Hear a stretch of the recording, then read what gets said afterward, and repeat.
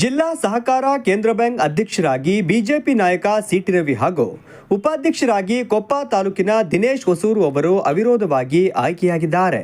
ಒಟ್ಟು 13 ನಿರ್ದೇಶಕರ ಬಲ ಹೊಂದಿರುವ ಈ ಬ್ಯಾಂಕಿನಲ್ಲಿ ಬಿಜೆಪಿ 11 ಹಾಗೂ ಜೆಡಿಎಸ್ 2 ಸ್ಥಾನಗಳನ್ನು ಹೊಂದುವ ಮೂಲಕ ಮೈತ್ರಿಕೂಟವು ಸಂಪೂರ್ಣ ಹಿಡಿತ ಸಾಧಿಸಿದೆ. ಬಿಜೆಪಿಯಿಂದ ಸಿಟಿ ರವಿ ಅವರೊಂದಿಗೆ ಮಾಜಿ ಶಾಸಕ ಬೆಳ್ಳಿ ಪ್ರಕಾಶ್ ಮತ್ತು ಡಿಎಸ್ ಸುರೇಶ್ ಅವರು ನೇಮಕಗೊಂಡಿದ್ದಾರೆ.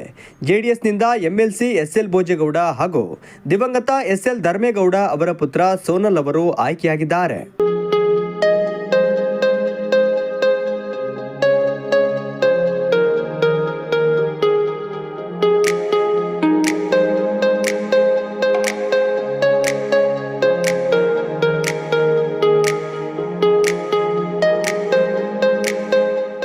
ಜಿಲ್ಲೆಯಲ್ಲಿ 5 ಶಾಸಕರು ಹಾಗೂ 3 ನಿಗಮ ಮಂಡಳಿಗಳ ಅಧ್ಯಕ್ಷ ಸ್ಥಾನಗಳನ್ನು ಹೊಂದಿರುವ ಕಾಂಗ್ರೆಸ್ ಡಿಸಿಸಿ ಬ್ಯಾಂಕ್ ಚುನಾವಣೆಯಲ್ಲಿ ಯಾವುದೇ ಸ್ಥಾನ ಗಳಿಸಲು ಸಾಧ್ಯವಾಗದೆ ಶೂನ್ಯತೆ ಕುಸಿದಿದೆ. ಕಡೂರು ಶಾಸಕ ಕೆಎಸ್ ಆನಂದ್ ಅವರ ವಿರುದ್ಧ ಜಯ ಗಳಿಸಿರುವ ದಿನೇಶ್ ಹೊಸೂರು ಅವರಿಗೆ ಉಪಾಧ್ಯಕ್ಷ ಪಟ್ಟ ಉಳಿದಿರುವುದು ವಿಶೇಷವಾಗಿದೆ.